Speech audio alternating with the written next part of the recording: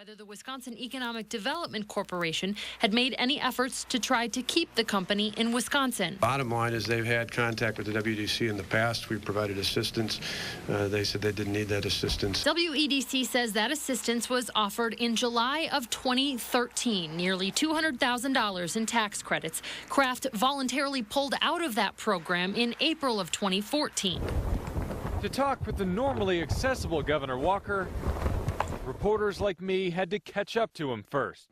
I'm going to go in here for a minute. The governor blames businessman Warren Buffett, whose company bought a $24 billion stake in the food maker this summer. It's one of those where you'll have to ask people like Mr. Buffett and others whose company engineered this decision, because it's not something where they've even made contact with us. He was more definitive about SC Johnson's reasons for moving jobs from Racine to Chicago. The bottom line is different there. They've got significant investment in the state. In this case, it was specific to marketing positions. They were a hard time attracting those because they attract them globally, not just here in the Midwest. Governor, welcome. Walker says he found out about both companies' decisions this week. He's now asking for a phone call with Kraft reps to see if there's any hope. Yet Wisconsin economic development officials tell me that they already tried that on Wednesday.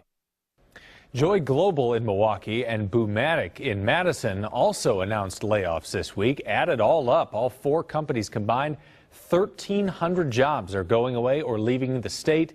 That's just announcements this week. It's unfortunate that you've got corporate decisions made by people like Warren Buffett's company and others that not just here but across the country are leading to these sorts of decisions.